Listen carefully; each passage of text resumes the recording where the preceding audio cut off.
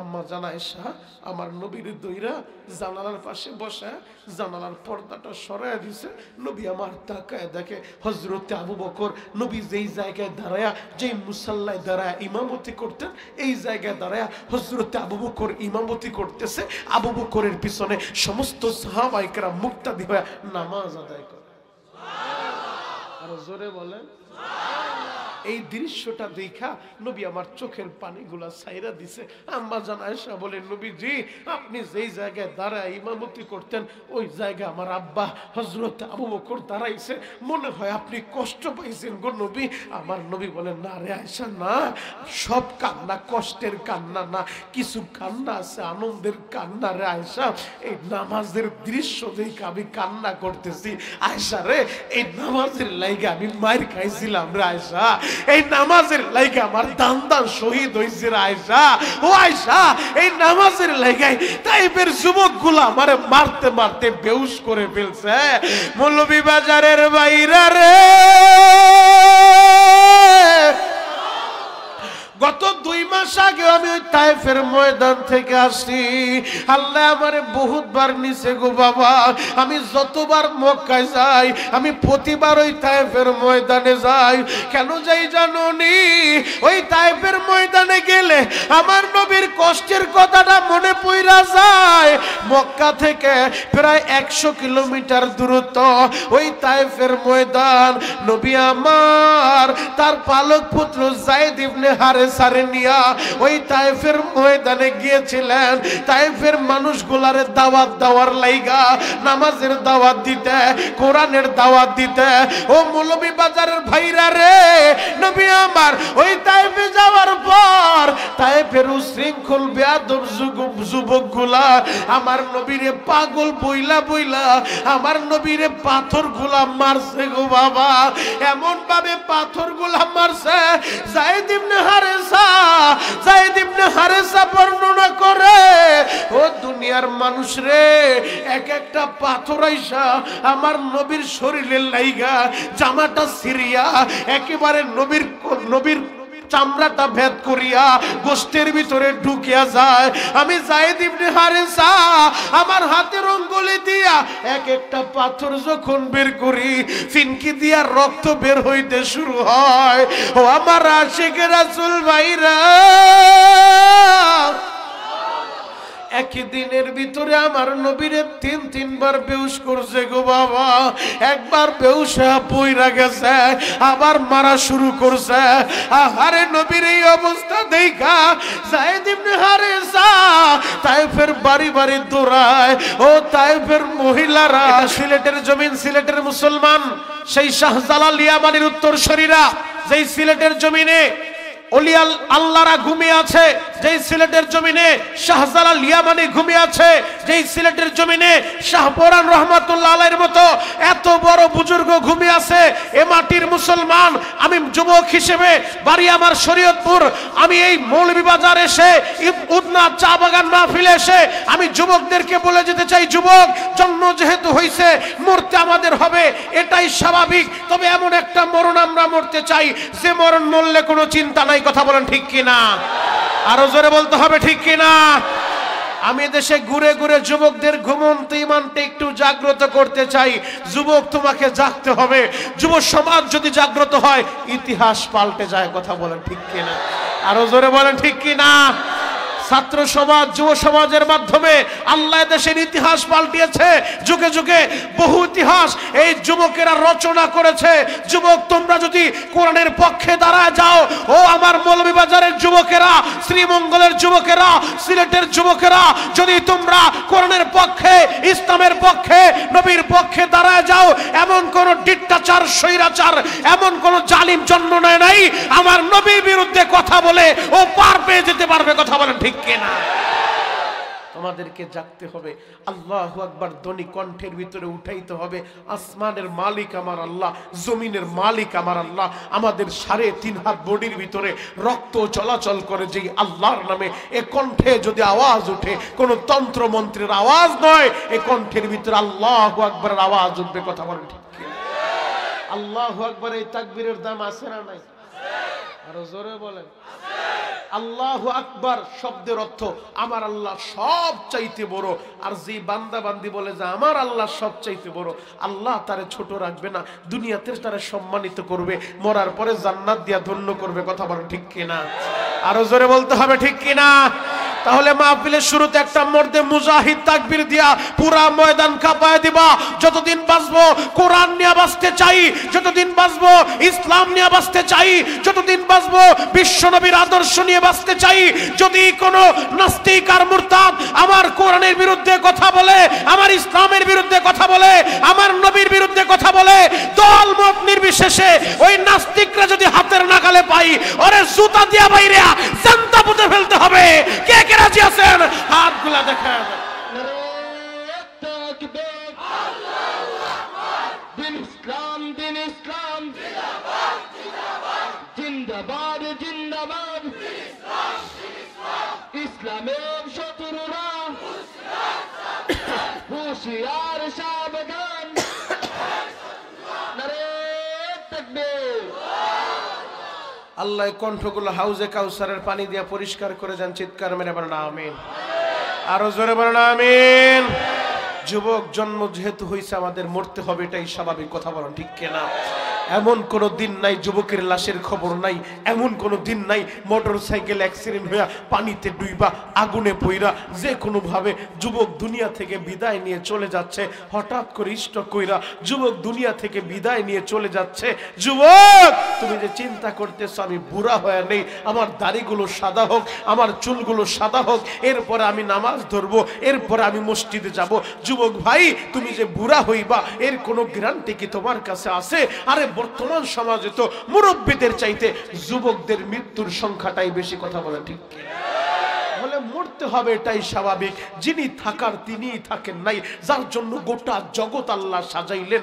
আমার পূর্বে যে বক্তা আলোচনা করেছে পবিত্র কোরআনের সবচেয়ে ছোট সূরা সূরাতুল কাউসার, মাত্র 1 লাইনের 3 আয়াত বিশিষ্ট একটা সূরা, সিরিয়াল নাম্বার অনুযায়ী 108 নাম্বার সূরা। যে সূরার ভিতরে আল্লাহ পাক রব্বুল আলামিন 10টা বাক্য দিয়েছেন। এই সূরাটা আপনাদের সামনে তেলাওয়াত করছে, আবার নবীর শান নিয়ে আলোচনা করছে।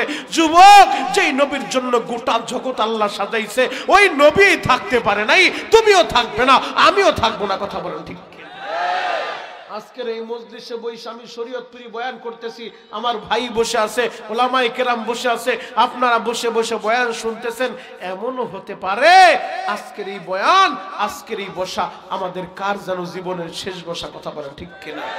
যুবক নিজের জীবনের শেষ বসা মনে কইরা, নিজের জীবনের শেষ মাহফিল মনে কইরা 2024 তো বিদায় নিয়ে চইলা গেছে, আর জীবনে আসবে না, আসবে না।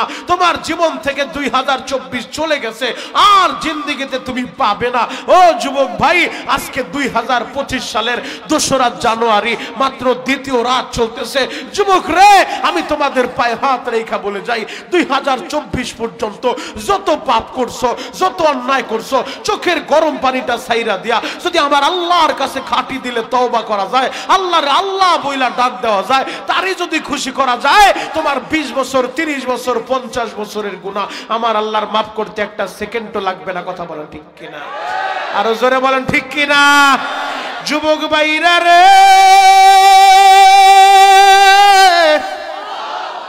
জ্বলন্ত একটা প্রমাণ আমি দিয়ে যাই, এই দুনিয়ায় তুমিও থাকবে না, আমিও থাকবো না। রহমাতুল লিল আলামিন নবী আমার, তিনি যেহেতু থাকে নাই, তাহলে তুমি কিভাবে থাকবে রে বাবা? ও যুবক বন্ধুরা, আমার নবী ইন্তেকালের পূর্ব মুহূর্তে 7 দিন আগে নবীর শরীরে প্রচন্ড জ্বর উঠা গেছে। অসুস্থ শরীর নিয়া নবী আমার মসজিদে ইমামের মুসাল্লায় দাঁড়াইতে পারে না, ইমামতি করতে পারে না, বিছানায় পইরা গেছে গো বাবা, মৌলভী বাজারের বাইরে রে। অসুস্থ নবী আমার মসজিদে যাইতে পারে না। এই জায়গায় যারা হজে গেছে ওই হাজীদের কাছে জিজ্ঞেস করে দেখেন, আমার নবীর রওজা যেই জায়গাটায়, এইটাই হলো নবীজির রুম, এইটাই হলো আম্মা জান আয়েশার কামরা। এই রুমের ভিতরে নবীজি থাকতেন, রুমের সাথেই মসজিদের নববী। নবী আমার আম্মা জান আয়েশারে বললেন, ও আয়েশা, অসুস্থতার কারণে মসজিদে যাইতে পারি না, ইমামের মুসাল্লায় দাঁড়াইতে পারি না। আয়েশা রে, আমার সাহাবীরা নামাজে দাঁড়াইছে, ও আয়েশা আমার একটু দরিয়া জানালার কাছে একটু নিয়ে যাও, জানালার পর্দাটা একটু সরায় দাও, আমি একটু নামাজের দৃশ্যটা দেখতে চাই। আম্মা জান আয়েশা আমার নবীরে ধইরা, ও মৌলভী বাজারের বাইরা রে, ও আমার চা বাগানের বাইরা, এক নজরে তাকায় থাকেন। আম্মা জান আয়েশা আমার নবীর দইরা জানালার পাশে বসে জানালার পর্দাটা সরাইয়া দিছে। নবী আমার তাকায় দেখে হযরতে আবু বকর নবী যেই জায়গায় দাঁড়ায়া, যেই মুসাল্লায় দাঁড়ায়া ইমামতি করতেন, এই জায়গায় দাঁড়ায়া হযরতে আবু বকর ইমামতি করতেছে। আবু বকরের পিছনে সমস্ত সাহাবায়ে কেরাম মুক্তাদি হয়ে নামাজ আদায় করে। আর জোরে বলেন এই দৃশ্যটা দেখা নবী আমার চোখের পানিগুলা ছাইরা দিছে। আম্মা জান আয়েশা বলে, নবীজি আপনি যেই জায়গায় দাঁড়ায় ইমামতি করতেন ওই জায়গায় আমার আব্বা হযরত আবু বকর দাঁড়াইছে, মনে হয় আপনি কষ্ট পাইছেন গো নবী। আমার নবী বলেন, না রে আয়েশা না, সব কান্না কষ্টের কান্না না, কিছু কান্না আছে আনন্দের কান্না রে আয়েশা। এই নামাজের দৃশ্য দেখে আমি কান্না করতেছি আয়েশা রে, এই নামাজের লাইগা আমি মার খাইছিলাম রে আয়েশা, এই নামাজের লাইগা আমার দান শহীদ হইছে রে আয়েশা। ও আয়েশা এই নামাজের লাইগাই তাইফের যুবকগুলা আমারে মারতে মারতে বেহুশ করে ফেলছে। মৌলভী বাজারের বাইরা রে, গত 2 মাস আগে আমি ওই তায়েফের ময়দান থেকে আসি। আল্লাহ আমারে বহুতবার নিছে গো বাবা। আমি যতবার মক্কায় যাই আমি প্রতিবার ওই তায়েফের ময়দানে যাই। কেন যাই জানো নি? ওই তায়েফের ময়দানে গেলে আমার নবীর কষ্টের কথাটা মনে পড়া যায়। মক্কা থেকে প্রায় 100 কিলোমিটার দূরত্ব ওই তায়েফের ময়দান। নবী আমার তার পালক পুত্র যায়েদ ইবনে হারেস সারে নিয়া ওই তায়েফের ময়দানে গিয়েছিলেন। তায়েফের মানুষগুলারে দাওয়াত দেওয়ার লাইগা, নামাজের দাওয়াত দিতে, কোরআনের দাওয়াত দিতে। ও মৌলভী বাজারের ভাইরা রে, নবী আমার ওই তায়েফে যাওয়ার পর তায়েফের উশৃঙ্খল বেয়াদব যুবকগুলা আমার নবীরে পাগল বইলা বইলা আমার নবীরে পাথরগুলা মারছে গো বাবা। এমন ভাবে পাথরগুলা মারছে, যায়েদ ইবনে হারেসা বর্ণনা করে, ও দুনিয়ার মানুষ রে, এক একটা পাথর আইসা আমার নবীর শরীরের লাইগা জামাটা সিরিয়া একেবারে নবীর চামড়াটা ভেদ করিয়া গোষ্ঠের ভিতরে ঢুকিয়া যায়। আমি যায়েদ ইবনে হারেসা আমার হাতের অঙ্গুলি দিয়া এক একটা পাথর যখন বের করি, ফিনকি দিয়া রক্ত বের হইতে শুরু হয়। ও আমার আশিকে রাসূল ভাইরা, একই দিনের ভিতরে আমার নবীরে 3 বার বেহুশ করছে গো বাবা। একবার বেহুশ পইরা গেছে, আবার মারা শুরু করছে। আরে নবীর এই অবস্থা দেখা যায়েদ ইবনে হারেসা তায়েফের বাড়ি বাড়ি দৌড়ায়, ও তায়েফের মহিলারা তোমরা 1 গ্লাস পানি দিবানি। আমার বাবা মুহাম্মদ 3 দিন যাবত কোনো কিছুই খায় না। আমার বাবা বেহুশ হইয়া তায়েফের ময়দানে পইরা রইছে। ও তায়েফের মহিলারা 1 গ্লাস পানি দিবানি। তায়েফের নিষ্ঠুর মহিলারা 1 গ্লাস পানিও দেয় নাই গো বাবা। হযরতে আকদাস রাদিয়াল্লাহু তাআলা তিনি আমার নবীরে তার বাগানে বসাইয়া, আঙ্গুরের বাগানে বসাইয়া আঙ্গুরগুলা আমার নবীর মুখের ভিতরে উঠায় দিছে। ওই বাগানগুলা এখনো আছে বাবা। হযরতে আকদাসের বাড়ির সামনে ওই জায়গায় একটা মসজিদ নির্মাণ করছে সৌদি গভর্নমেন্ট। ও যুবক বন্ধুরা, নবী আমার এই নামাজের লাইগা মায়ের খাইতে খাইতে তাইফের ময়দানে বেহুশ পয়রা রইছে। নবীর এই দৃশ্য দেখা আসমানের ফেরেশতারাও কান্দে, জিবরাইলও কান্দে, মিকাইলও কান্দে। আমার আল্লাহর আরশ বহনকারী 8 ফেরেশতা, ওই 8 ফেরেশতাও কান্দে। আমার আল্লাহ ফেরেশতাদের কান্না দেখা, বন্ধুর কষ্ট দেখা আমার আল্লাহ জিবরাইল রে পাঠায় দিছে। জিবরাইল রে আমার বন্ধুরে যা বলো, বন্ধু যদি অনুমতি দেয় পুরা তায়েফটারে উল্টায় দাও।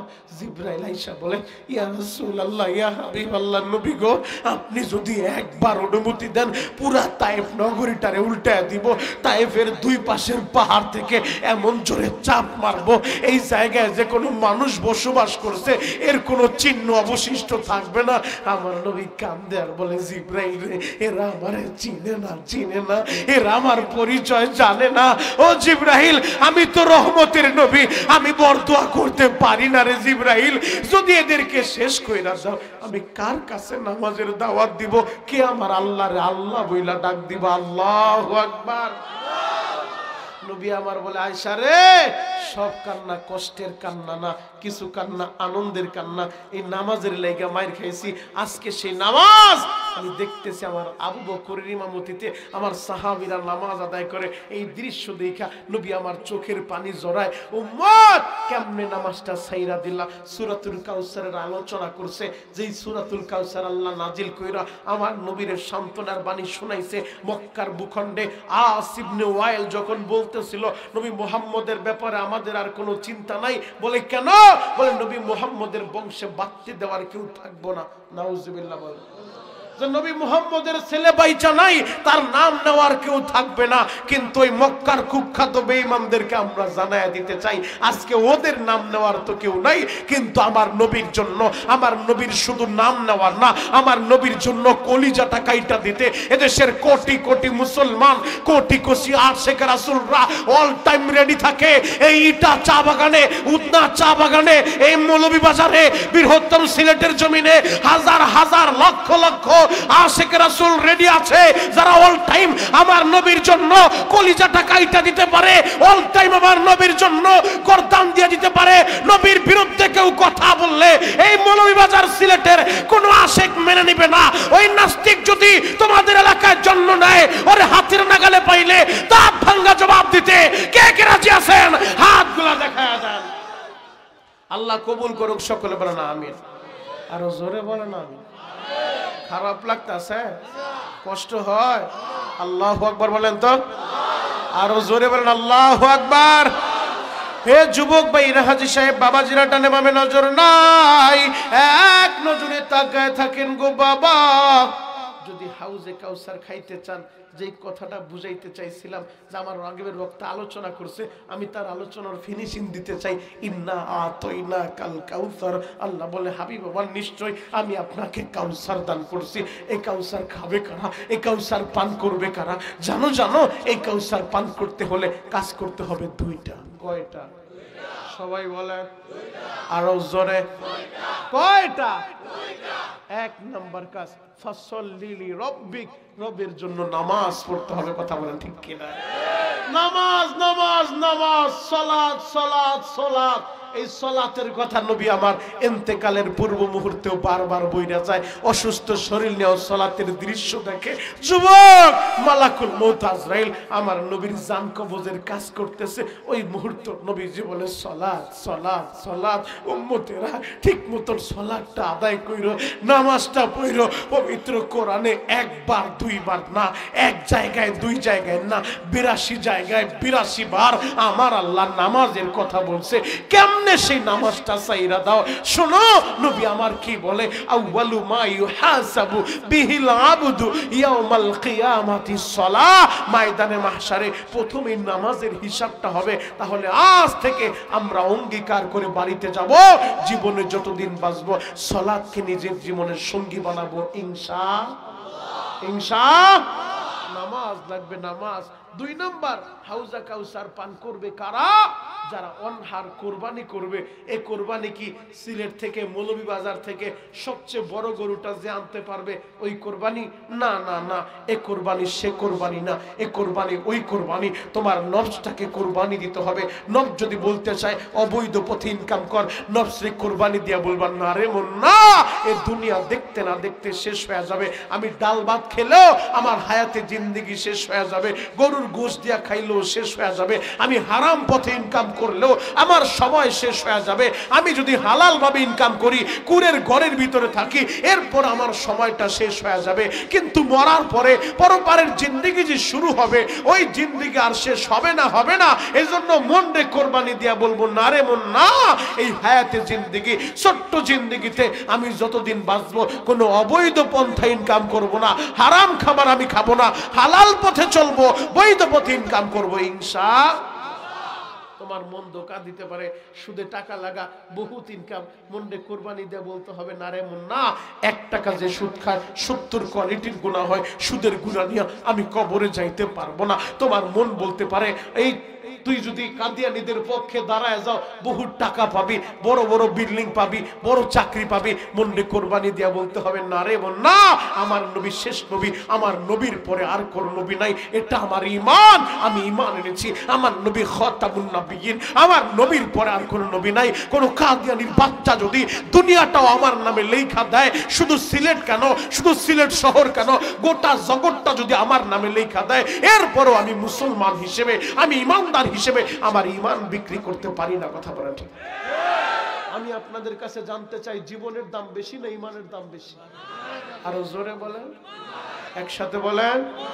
ঈমানের দাম বেশি। জীবন যদি চইলা যায় যাক, যুবক তোমার ঈমান মহা মূল্যবান সম্পদ। যাররা পরিমাণ ঈমান যার ভিতরে থাকবে, যত অপরাধ করুক আল্লাহ অপরাধের বিচার করবে, শাস্তি দিবে। আল্লাহ চাইলে দয়া কইরা মাপও কইরা দিতে পারে, আল্লাহ চাইলে ঈমানের বদৌলতে তারে জান্নাত দিয়ে দিতে পারে। কিন্তু যদি ঈমান না থাকে, ঈমানের সিটে ফোঁটা যদি তোমার ভিতরে না থাকে, একটা শ্রীগাল কুকুরের যেই মূল্য আছে সেই মূল্যটা বেঈমানের নাই। কথা বলেন ঠিক? সে যত ভালো কাজ করুক, যত উন্নয়নমূলক কাজ করুক, যত মানবতার কল্যাণে কাজ করুক, রাস্তা করুক, কালভার্ট করুক, যা কিছু করুক, যদি ঈমান না থাকে এই ভালো কাজ তার কোনো কাজে আসবে না। কথা বলেন ঠিক? তাহলে ঈমানের দরকার আছে না নাই? আরো জোরে বলেন। আমি যে আয়াতে কারিমা তেলাওয়াত করছি ওই আয়াত এবং এই সূরাতুল কাউসার আগের বক্তার আলোচনা, দুইটার সামঞ্জস্যতা কইরা ইনশাআল্লাহ আলোচনার ইতি টানবো। ও যুবক, একটা আয়াতে কারিমা তেলাওয়াত করছি, যেই আয়াতের ভিতরে আল্লাহ বলছে কুল ইন কুনতুম তুহিব্বুনাল্লাহ। নবীজি দুনিয়ার মানুষের বইলা দেন যারা আমারে ভালোবাসতে চায়। আমি আপনাদের কাছে জানতে চাই, আপনারা কি আল্লাহরে ভালোবাসতে চান? তাহলে একটা ডাক দেন তো, ইয়া আল্লাহ। আরো জোরে ডাক দেন, ইয়া আল্লাহ। মৌলভীবাজারের বাইরা রে, কেন আল্লাহরে ভালোবাসবা না? ওই আল্লাহ বড় আদর কইরা তোমারে বানাইছে, ওই আল্লাহ বড় আদর কইরা আমারে বানাইছে। ও যুবক বন্ধুরা, ওই আল্লাহ এতটাই ভালোবাসে আমাদেরকে। আমার আল্লাহ গোটা জগতের যা কিছু বানায়, এই দুনিয়া আল্লাহ 6 দিন সময় লাগাইয়া বানাইছে। আমার আল্লাহ যা কিছু বানাইতে চায় কুন ফায়াকুন বললেই সাথে সাথে হয়ে যায়। ইন্নামা আমরুহু ইযা আরাদা শাইআন আইয়াকুলা লাহু কুন ফায়াকুন। আল্লাহ ইচ্ছা করলে আল্লাহ শুধু বলে কোন, সাথে সাথে ফায়াকুন রূপান্তরিত হয়ে যায়। এই দুর্বল মানুষটা আমার আল্লাহ বানাইতে আমার আল্লাহ নিজের কুদরতি হাতটা লাগায় দিছে। ও বাবা, তুমি দলা হওয়ার কালো হও, তুমি লম্বা হওয়ার বেটে হও, আমার আল্লাহ নিজের হাতে তোমারে বানাইছে, বড় আদর কইরা বানাইছে, বড় ভালোবাসা তোমারে বানাইছে। যুবক রে, কেন আল্লাহরে ভালোবাসবা না? ওই আল্লাহ মানুষদেরকে কত ভালোবাসে জানোনি? জামানার পয়গম্বর হযরতে মুসা আলাইহিস সালাতু ওয়াস সালামের জামানায় কারুনের আল্লাহ সম্পদ দিছে। এত সম্পদের মালিক কারুন, সম্পত্তি পাইয়া কারুন আল্লাহরে চিনে না, আল্লাহর বিরুদ্ধে চইলা গেছে। আমার আল্লাহর সম্পত্তি সহ কারুনের দাবায় দিছে। ফেরাউনরেও ক্ষমতা দিছিল, ফেরাউন কি টিকতে পারছে? আরো জোরে বলেন। ফেরাউনরে ক্ষমতা দিছে, এত ক্ষমতা, যার কথায় নীল নদের ভিতরে জোয়ার ভাটা লাইগা যাইতো। এত ক্ষমতা পাওয়ার পরে ফেরাউন অহংকারী হইয়া নিজেরে খোদাই দাবি করলো, আনা রব্বুকুমুল আলা, আমি তোমাদের বড় খোদা।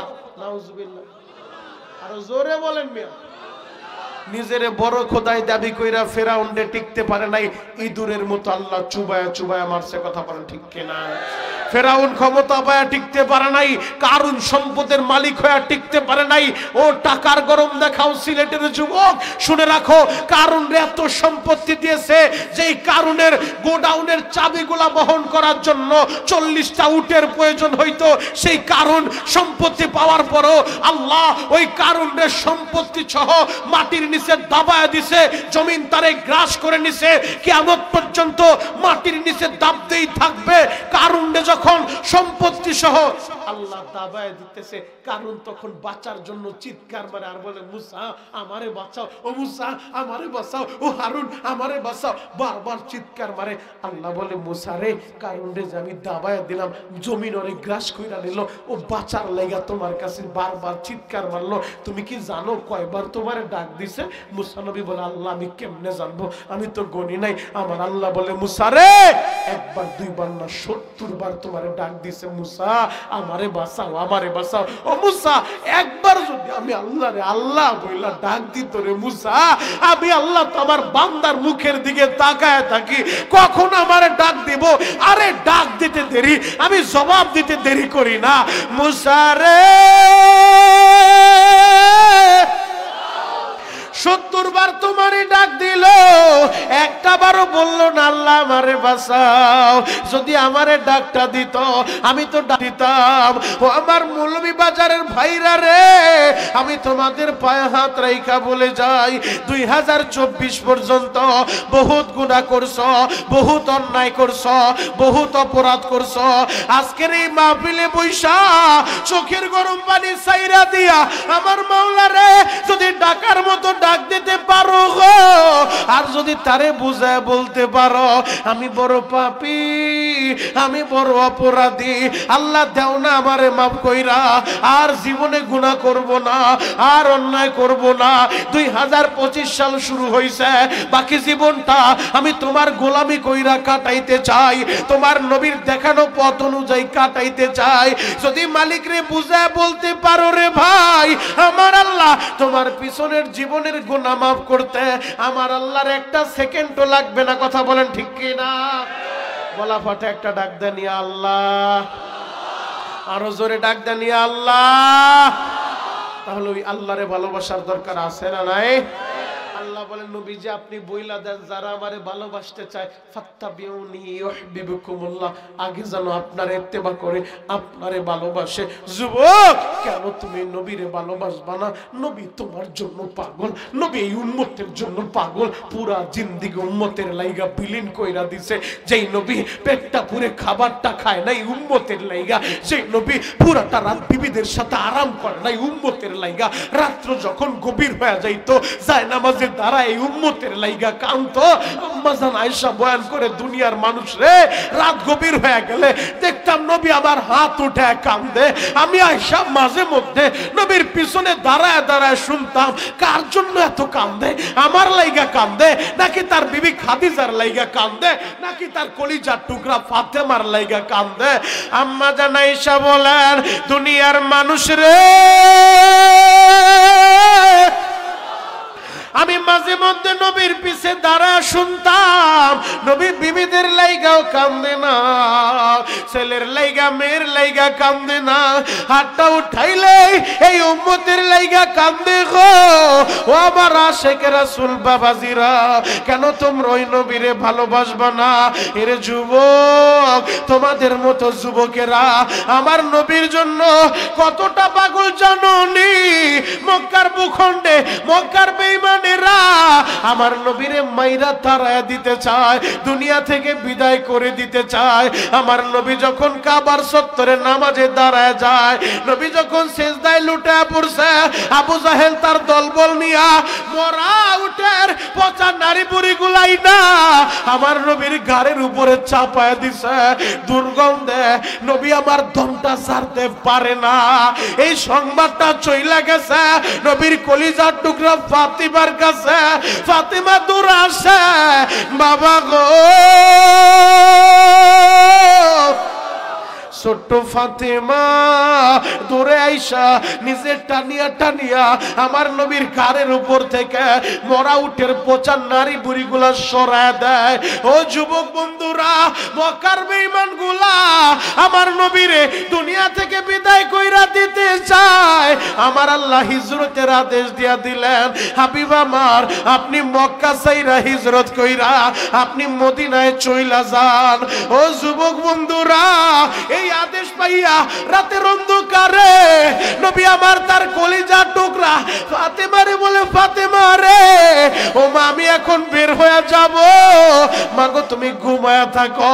নবী যেই জায়গায় ঘুমাইছিলেন নবীর জায়গাটায় হযরত আলীর শোয়াইয়া বললেন, আলী তুমি এই জায়গায় শুয়ে থাকো, আমি এখন বের হয়ে যাব। ফাতেমা কান্দে আর বলে, বাবা গো ও বাবা তুমি তাকা দেখো, আমাদের ঘরের চতুর্দিক দিয়া বেঈমানগুলা তরবারি নিয়ে দাঁড়া রইছে। তুমি বের হইলেই তোমারে কোপ মারবো, আমি তোমারে বের হইতে দিব না, তুমি বের হইও না রে বাবা। আমার নবী বললেন, মা রে তুমি চিন্তা কইরো না রে মা, আমার আল্লাহর আদেশ চইলা আসে, এখনই আমার বের হওয়া লাগবে। নবী আমার বের হইয়া হাতের ভিতরে এক মুষ্টি বালু নিয়া সূরাতুল ইয়াসিন থেকে কয়েকটা আয়াত তেলাওয়াত কইরা বালুর ভিতরে ফু মাইরা ওই বালুটা উড়াইয়া দিছে। জিবরাইল আমিন সমস্ত বেঈমানের চোখের ভিতরে ওই বালুগুলা ঢুকায় দিছে। সব বেঈমানের নাকের ডগা দিয়া সবার সামনে দিয়া রহমাতুল লিল আলামিন বের হয়ে গেছে। আর জোরে বলে নবী আমার যখন বের হয়ে যায় বাবা, নবী আমার বের হইয়া হিজরা রোড, যারা হাজিরা হজে গেছেন এই জায়গায় যারা হজে গেছেন তারা জানেন ইব্রাহিম খলিল রোডের পাশে একটা রোড আছে যেটার নাম হিজরা রোড। এই জায়গায় একটা মসজিদ আছে হিজরা মসজিদ, যদি সুযোগ হয় ওই জায়গায় যায় 2 রাকাত নামাজ পড়া দেখাইছেন বাবা। ওই জায়গায় তখন তো মসজিদ ছিল না, তখন ছিল পাহাড়। ওই জায়গা থেকে সোজা খানায় কাবা বাইতুল্লাহটা দেখা যায়, কাবা ঘরটা দেখা যায়। যারা হজে গেছে তারা জানে মাত্র 1 সপ্তাহ, মাত্র 10 দিন, মাত্র 20 দিন, মাত্র 30 দিন, মাত্র 1 মাস, যে কয়দিনই থাকুক না কেন কাবার পাশে থাকলে 1 সপ্তাহের ব্যবধানে কাবার প্রতি এতটা প্রেম আর মহব্বত ভালোবাসা জন্মে যায়। বিদায় তাওয়াফের সময় হাজির দিলটা কত বিক্ষত হয়ে যায়।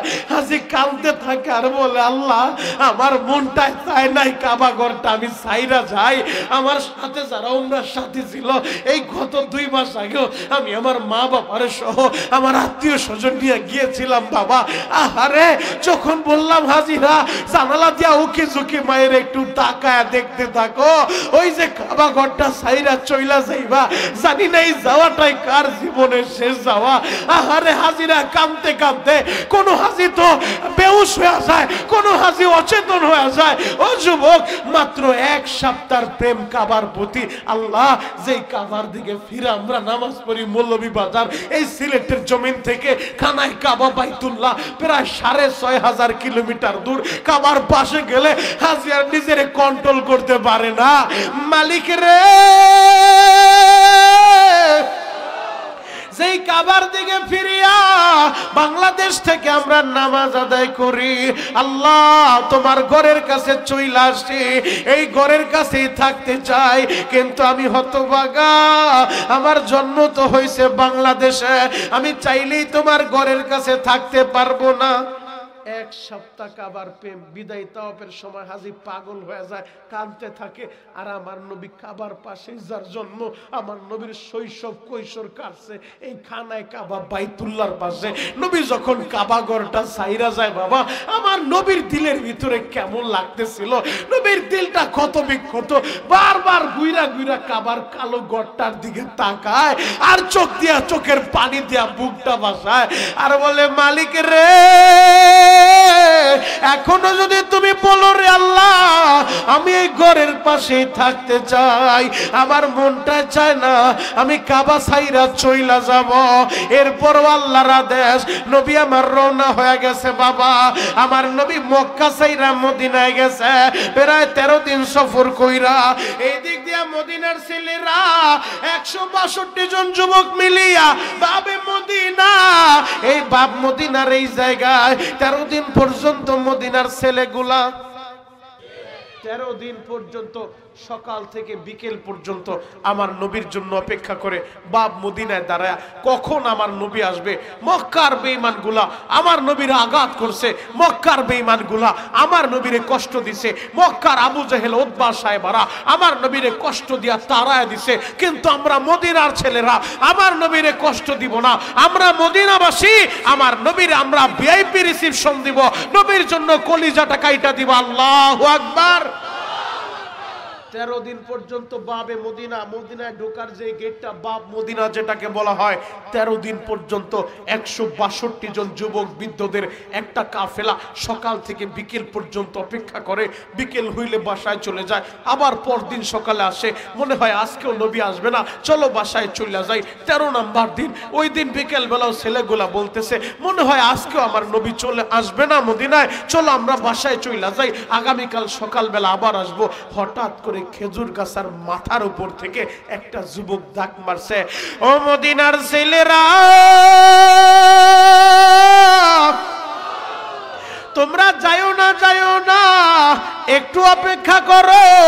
ওই যে তাকায় দেখো মরুভূমির মাঝখান দিয়া দুইটা লোক ধরা উড়াইয়া এই মদিনার দিকে আসতেছে। মনে হয় আসমানের সাতটা মরুভূমির মাঝখানে নাইমা গেছে, মনে হয় ওইটাই আমার নবী। আমার নবী মদিনায় আসতেছে, মদিনায় আসতেছে, তোমরা যাইও না। সবাই এই কথাটা শুই না, কেউ দৌড় দিয়া গাছের আগায় ওঠে, কেউ পাথরের উপরে দাঁড়ায়, উকি ঝুঁকি মাইরা আমার নবীরে দেখার লাইগা পাগল হয়ে গেছে। আমার নবী যখন মদিনায় ঢুকছে, মদিনার যুবকেরা মুরব্বীরা সবাই নবীর সামনে যায় বলে, নবী গো, আপনি আমার বাড়িতে আসেন গো নবী, আমার বাড়ি ঘর আপনার লাইগা ছাইরা দিব।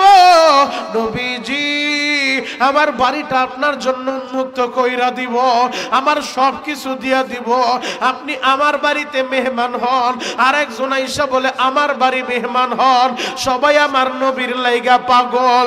ছোট্ট একটা বাচ্চা, নাম তার উবাদা।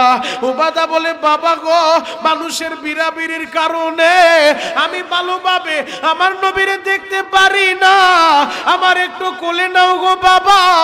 ছোট্ট উবাদা বাবার কোলে উঠা আমার নবীর কাছাকাছি যাইয়া আমার নবীরে বলে, নবীজি, আপনার চেহারাটা কত সুন্দর গো নবী। নবীজি, ওই মক্কার ভিতরে আপনারে সবচেয়ে বেশি কে কষ্ট দিছে? আমার নবী বলে, আবু জাহেল আমারে কষ্ট দিছে। নবীজি, আপনার এত সুন্দর চেহারা, আপনার এই ঠোঁটের নিচটা ফাটা কেন? আমার নবী বললেন, উবাদার, তোমাদের এই দেশে আসার আগে আমি গিয়েছিলাম তায়েফের ময়দানে। ওই তায়েফের একটা যুবক আমার এমন ভাবে ঘুষি মারছে রে উবাদা, আমার ঠোঁটটা ফাটায় ফেলছে। ছোট্ট উবাদা বাবার কোল থেকে নাইমা হাতটা বাড়ায় দিছে। মদিনার বন্ধুরা, মদিনার ছেলেরা, আমার হাতের ভিতরে হাতটা দাও। তোমরা একটু ওয়াদা নিয়ে বাড়িতে যাইবা। সেই মক্কাবাসী আমার নবীরে কষ্ট দিছে, আমার নবীর আঘাত করছে, ওই তায়েফের নিষ্ঠুরেরা আমার নবীর ঠোঁট পাঠাইছে। আমি ওবাদা তোমাদের দিকে হাত বাড়ায় দিলাম, তোমরা হাত নিয়া আমার সাথে আজকে ওয়াদা দিয়া বাড়িতে যাইবা। আমরা মদিনার ছেলেরা নবীর জন্য জীবন দিব, শহীদ হইব। যদি মদিনার ছেলেরা নবীর জন্য জীবন দিতে চায়, মৌলভীবাজারের ছেলেরা, মৌলভীবাজারের যুবকেরা, মৌলভীবাজারের আশিকরা, তোমরা কি ওয়াদা নিয়া বাড়িতে যাইতে পারবা না? যতদিন বাঁচবো নবীরে ভালোবাসবো।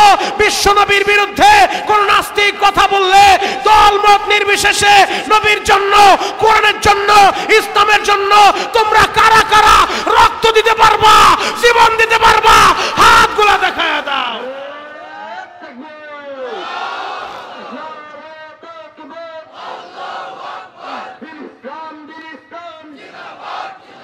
জিন্দাবাদ জিন্দাবাদ, বিশ্ব নবীর শত্রুরা হুঁশিয়ার সাবধান, নারে তাকবীর।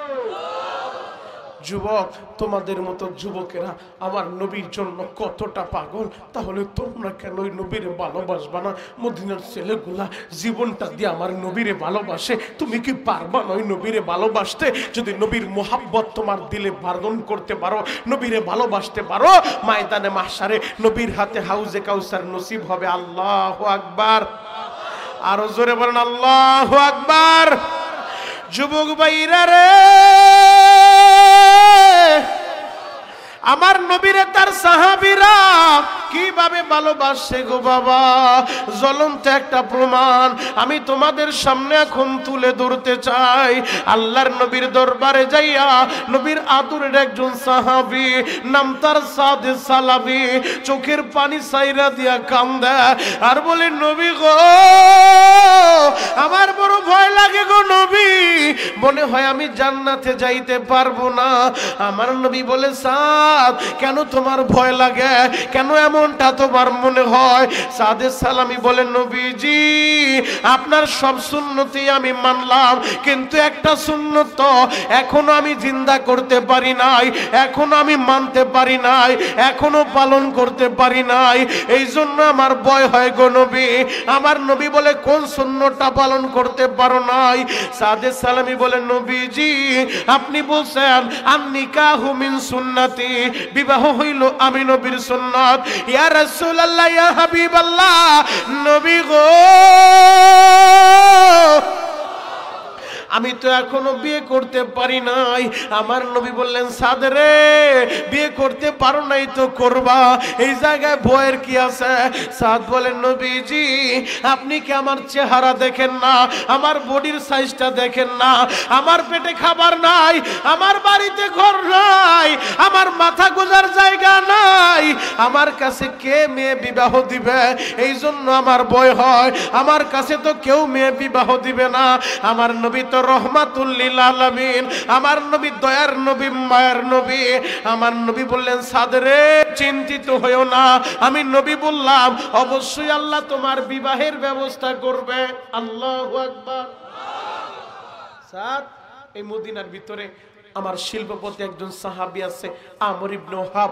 আমর ইবনে ওহাবের আদরের একটা মেয়ে আছে, আমি যতটুকু জেনেছি তার বাবার একমাত্র একটা মেয়ে। ও সাদ, তুমি যাও আমার পক্ষ থেকে বিবাহের পয়গাম নিয়ে যাও, তুমি যা বলবা আমি নবী তোমারে পাঠাইছি। এবার সাদে সালামি আনন্দে আত্মহারা, যেই সাদে সালামি চিন্তায় পড়ে গিয়েছিল কেউ তার কাছে মেয়ে বিবাহ দিবে না, বিয়ে করতে পারবে না, সেই সাদে সালামি এখন মদিনার ভিতরে শিল্পপতি বাবার আদরের মেয়েটা, সুন্দরী মেয়েটা বিয়ে করবে। আল্লাহু আকবার। সাদে সালামি আনন্দে আত্মহারা বাড়ির গেটের সামনে চইলা গেছে, দারোয়ানরে যায় বলে, দারোয়ান সাহেব গেটটা খুলো। দারোয়ান বলে, আপনি কে? বলে, আমি এই বাড়ির নতুন জামাই। আল্লাহু আকবার। দারোয়ান বলে আপনার মাথা ঠিক আছে? বলে গেটটা খুলো, বাড়ির মালিকের সাথে কথা বলবো। দারোয়ান গেটটা খুইলা দিছে, ঘরের ভিতরে যাই সালাম দিয়া বলে শ্বশুর আব্বা নবীজি আমারে পাঠাইছে, আপনার মেয়েটা আমার সাথে বিয়ে দিতে বলছে। শত হইল বাপ, তো বাপ তার মাথা থেকে পা পর্যন্ত কয়েকবার নজর কইরা বলে দেখো তুমি ভালোই ভালো এখান থেকে চইলা যাও, নয়তো কিন্তু দারোয়ান ডাকবো। এই কথাটা বলছে। সাদে সালামি চেহারাটা মলিন কইরা চোখের পানি জড়া ওই জায়গা থেকে বিদায় নিছে। নবীর কাছে আইসা বলেন নবীজি আমি আগেই বলছিলাম এই মদিনায় আমার কাছে কেউ মেয়ে বিয়ে দিবে না গো নবী। নবীজি আমি বিয়ে করতে পারবো না, এই সুন্নতটা আমি পালন করতে পারবো না নবীজি, আপনি পাঠাইছেন আমারে তো বিদায় করে দিছে। আমার নবী বললেন সাদ তুমি ধৈর্য ধরো, ধৈর্যশীলদের সাথে আছেন কে? আরো জোরে বলেন। এই দিক দিয়ে আমর ইবনে ওহাবের কাছে তার মেয়েটা আইসা বলে বাবা গো দেখলাম আমাদের বাড়িতে একটা যুবক আইলো। বাবা হাসতে হাসতে ঢুকলো, কাঁদতে কাঁদতে বের হইলো, কি হয়েছে তোমার সাথে? বলে মারে যুবকটা আইসা বলে তোরে নাকি বিয়ে করবে, নবী নাকি তোরে বিয়ের জন্য পাঠাইছে। ওমা ওর বাড়িতে ঘর নাই, পেটে খাবার নাই, মাথা গোজার জায়গা নাই, ওর কাছে তোরে কেমনে বিয়ে দেই, এজন্য পাঠায় দিছি। মেয়েটা বলে বাবা তুমি তারে পাঠায় দিলা, তুমি তার বাড়ির খবর নিলা, তুমি তার চেহারা দেখলা, সৌন্দর্য দেখলা, একটা বারো কি চিন্তা করল না এই যুবকটা নিজে আসে নাই, ওরে আমার নবী পাঠাইছে। এই মদিনায় তো মেয়ের অভাব পড়ে নাই, আমার নবীর জবান দিয়ে সবার নাম বের হয় নাই, আমার নবী যেহেতু আমার নাম উচ্চারণ করছে, বাবা গো তুমি যদি কোনো আপত্তি না করো আমি নবীর দিকে তাকায়া এই বিয়েতে রাজি হয়ে গেলাম। আল্লাহু আকবার। এবার বাবা বলে মারে তুই যদি রাজি হস তাহলে আমিও কেন রাজি হব না। বাবা দেরি করো না, তাড়াতাড়ি নবীর কাছে যাও, আমার নবী কিন্তু কষ্ট পাইব গো বাবা। এবার আমর ইবনে ওহাব নবীর দিকে দৌড় মারছে। মসজিদের নববীতে যাইয়া আমর ইবনে ওহাব বলে নবী গো আমার ভুল হয়ে গেছে গো নবী, নবীজি আমার মেয়েও রাজি, আমিও রাজি, আপনি বিয়ের ব্যবস্থা করেন। আল্লাহু আকবার। মাইকে লোড নিয়ে পারতেছে না ভাই, আমি যত পরিমাণ লোড আমার দরকার মাইকে আমারে সার্ভিস দিতে পারতেছে না, আমার অনেক কষ্ট হইতেছে। এজন্য আপনাদের কাছে অনুরোধ করব কেউ উঠাউঠি করবেন না, দিলের কানটা লাগায় কথাগুলো শুনেন। ও যুবক গুনাহ করতে সময় লাগছে, মাফ করতে কিন্তু আল্লাহর সময় লাগবে না, কথা বলেন ঠিক কিনা? চোখের পানি দিয়ে গভীর রাতে আমার মাওলারে ডাকার মতো ডাকবেন, আমার আল্লাহ এখনই আপনারে মাফ করে দিতে পারে। আল্লাহর কাছে চাইলে সবই পাওয়া যায়। ও যুবক ভাইরা আমর ইবনে ওহাব যখন নবীর কাছে যায় বলে আমার মেয়েও রাজি, আমিও রাজি। নবীজি বললেন সাদ তাড়াতাড়ি কাছে আসো, বিবাহের জন্য রেডি হয়ে যাও। ও সাদ মোহরানা আছে?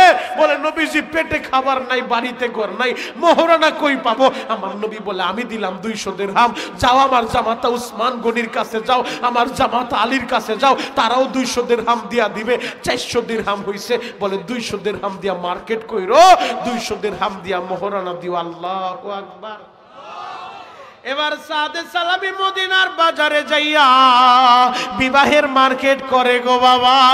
ও আমার মৌলভী বাজারের ভাইরা বিবাহের মার্কেট কইরা সাদে সালামি রওনা দিছে। হঠাৎ করে শুনে মদিনার বাজারে একজন ঘোষক ঘোষণা করতেছে হাইয়া আলাল জিহাদ, আসো জিহাদের দিকে আসো।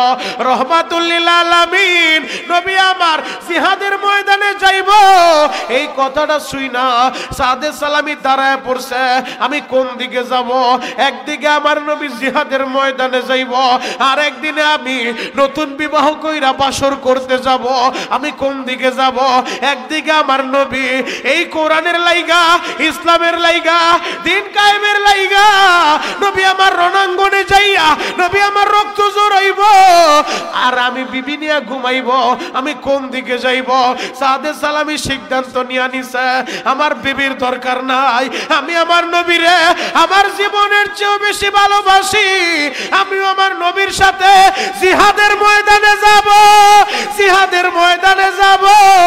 ও আমার মৌলভী বাজারের ভাইরা সাদে সালামি একটা দূর দিয়া মদিনার বাজারে দোকানদারের কাছে যায়, বলে দোকানদার ভাই আমার বিবাহের মার্কেট গুলা নিয়ে যান, আমার একটা তরবারি দেন, যুদ্ধের পোশাক দেন। আল্লাহু আকবার।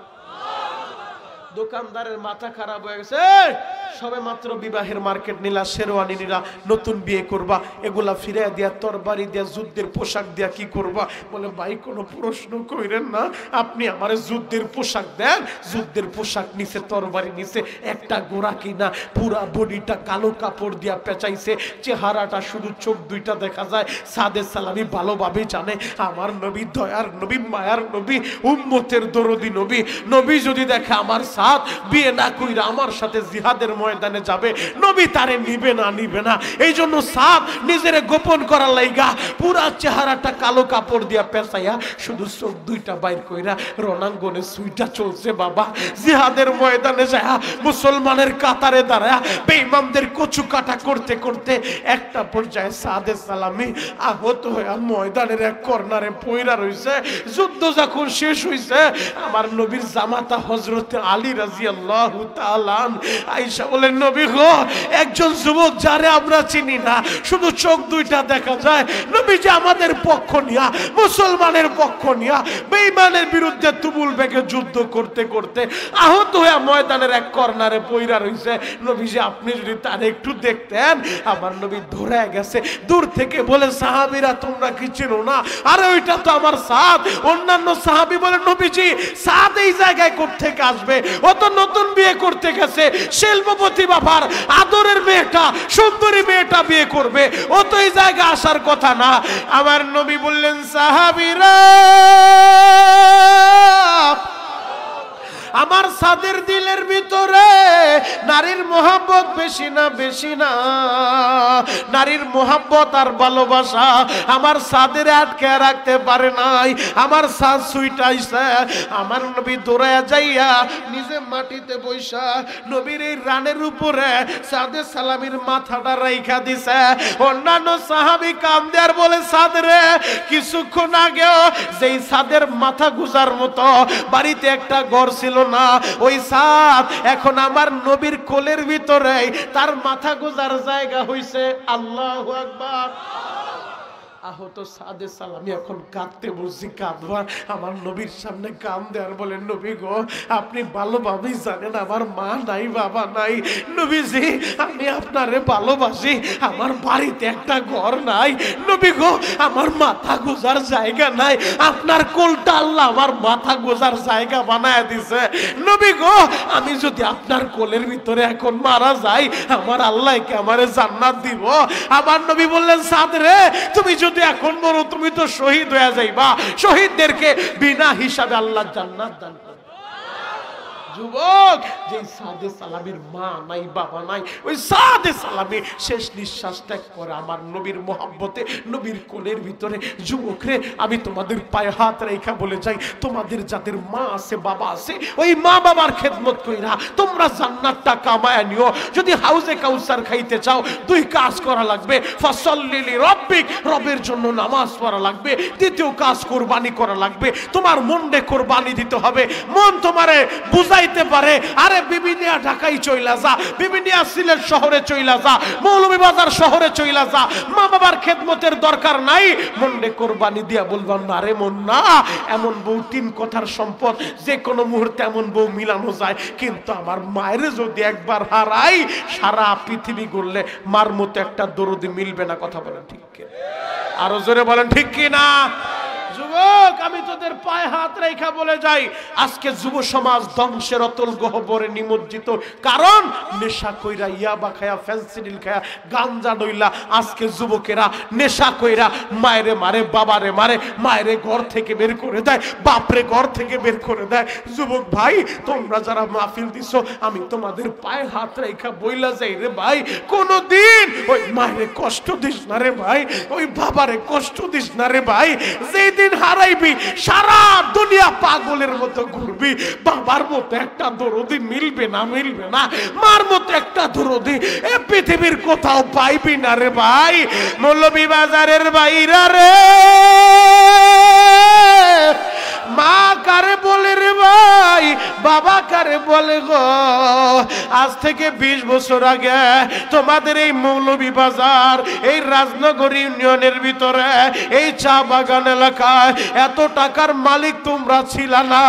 তোমার বাবা দুখু মিয়া পরের বাগানে কামলা দিয়া, তোমার বাবা দুখু মিয়া পরের ফ্যাক্টরিতে কাজ কইরা অসুস্থ শরীর নিয়েও বাবা রিক্সাটা নিয়ে বের হয়ে গেছে, ভ্যান গাড়ি চালাইতে বের হয়ে গেছে। এত কষ্ট কইরা বাবা দুখু মিয়া তোমাদের লেখাপড়া করাইছে। ও আমার যুবক বন্ধুরা, কেমনই বাবার মনে কষ্ট দাও, কেমনই মার মনে কষ্ট দাও। যুবক, গত সপ্তাহে তোমরা হয়তো অনেকে নিউজটা দেখছো, গাজীপুর জয়দেবপুরে রাতের অন্ধকারে প্রচন্ড শীতের ভিতরে একজন কপাল পোড়া ছেলে গাড়িতে কইরা বাবার আইনা ধাক্কা দিয়া জঙ্গলের ভিতরে বাবারে ফালায় দিয়া সন্তান বাইগা গেছে। আহারে, প্রচন্ড শীত, বাবা দুঃখ মিয়া জঙ্গলের ভিতরে পইরা অসুস্থ হয়ে রইছে। হাসপাতালে পুলিশ যখন ভর্তি করছে, ও জয়দেবপুর থানার ওসি হাসপাতালে ভর্তি কইরা সেলাইন লাগায় সুস্থ হওয়ার পর বাবারে জিজ্ঞেস করে, আপনি জঙ্গলে কেমনে আইলেন? ওই বাবা কান্দে আর বলে, স্যার আমার ছেলেটা রাতের অন্ধকারে গাড়িতে কইরা আইনা আমার এই জয়দেবপুর জঙ্গলে ফালায়া তুই চইলা গেছে। ও আমার মৌলভীবাজারের বাইরা, ওই বাবাই তোমার জান্নাত রে ভাই, ওই মাই তোমার জান্নাত। ওই মা বাবার মনে কষ্ট দিও না। যেই মা নিজে না খায়া তোমারে খাওয়াইছে, যেই মা 2.5 বছর সন্তানরে দুধ পান করাইছে, যেই মা দুঃখিনী 10 মাস 10 দিন সন্তানরে গর্ভে ধারণ করছে, কেমনই মার মনে কষ্ট দেও রে ভাই।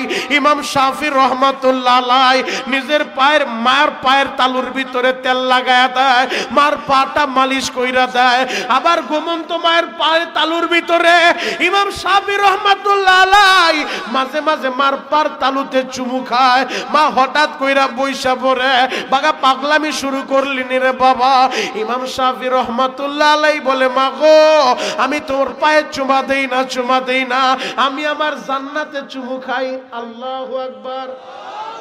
মা, এই পার তালুর নিচে আমার জান্নাত, আমি আমার জান্নাতে চুমু খাই। হুমা জান্নাতুকা ওয়া নারুকা। যুবক, হাউজে কাউসার খাইতে চাও? তোমার মা বাবা তোমার জান্নাত, তোমার মা বাবা তোমার জাহান্নাম। আমার নবী বলছে, যেই সন্তানের প্রতি তার মা বাবা খুশি, ওই সন্তানের প্রতি আল্লাহও খুশি। আল্লাহু আকবার।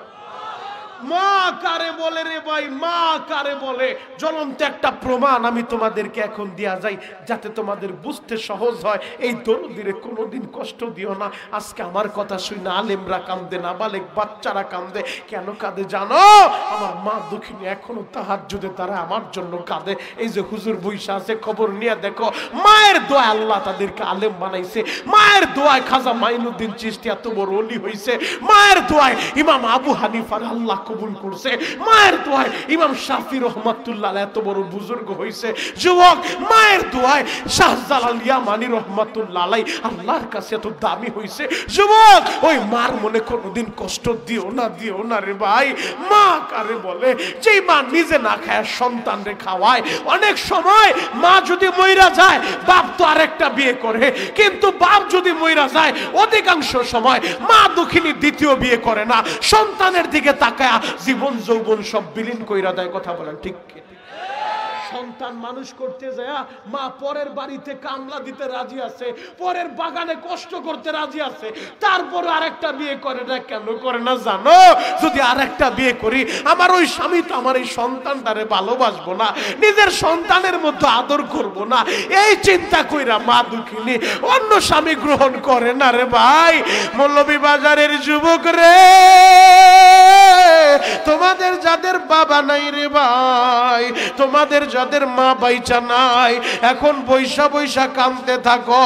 মা কারে বলে রে ভাই? জ্বলন্ত একটা প্রমাণ আমি 2 মিনিটে দিয়া আমি আলোচনা শেষ করে দিব। এক নজরে তাকাইয়া চোখের পানি দিয়া আমার মাওলারে ডাকার মতো ডাক দিবা। আমার আল্লাহ এখনই তোমারে মাফ করে দিতে পারে রে ভাই।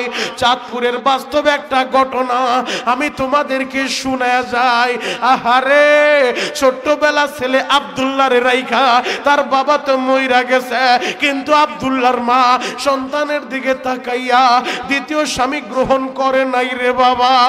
আব্দুল্লাহর স্কুলে ভর্তি করায় দিছে, লেখাপড়া করে প্রতি ক্লাসে 1 নাম্বার হয়, মেট্রিক পরীক্ষা দিবে। হেডমাস্টার ডাক দিয়ে বলে, আব্দুল্লাহ ফর্ম ফিল আপের জন্য মোটামুটি 1300 টাকার মতো খরচ হবে, ফর্ম ফিল আপ কইর, মেট্রিক পরীক্ষার ফর্ম ফিল আপ করা লাগবে। আব্দুল্লাহ স্যারের সামনে দাঁড়ায় বলে, স্যার আমি এই বছর পরীক্ষা দিতে পারবো না। স্যার বলে, বাপ কেন দিবা না? তুমি প্রতি ক্লাসে 1 নাম্বার হও, আমরা আশা করি তোমার মাধ্যমে স্কুলের একটা সুনাম হবে, কেন তুমি পরীক্ষা দিবা না? আব্দুল্লাহ তো বলতে পারে না, স্যার আমার বাপ ভাই চানাই টাকা পাইমু কই, লজ্জায় স্যারের এই কথা বলে না। বাড়িতে চলে আসছে, মা দুঃখিনী সন্তানের চেহারার দিকে তাকাই বলে, বাপ তোর কি হয়েছে? মা এমন একটা জিনিস, সন্তানের চেহারার দিকে তাকাইলেই বুঝতে পারে আমার ছেলের মনে কি চলতেছে। কথা বলেন ঠিক কিনা? আমার ছেলে ভালো আছে না দুঃখে আছে, মা চেহারা দেখলেই বুঝতে পারে। ওই মায়ের যেদিন হারাইবে ওই দিন বুঝবি রে ভাই। মা বলে, বাপ তোর কি হয়েছে? আব্দুল্লাহ বলে, মা গো আমার কিছুই হয় নাই। মা বলে, বাবা রে তোর পেটে আমি হই নাই, আমার পেটে তুই হইছো। বাবা বল তোর কি হয়েছে? আব্দুল্লাহ চোখের পানি চাইরা দিয়া বলে, মা গো ও মা,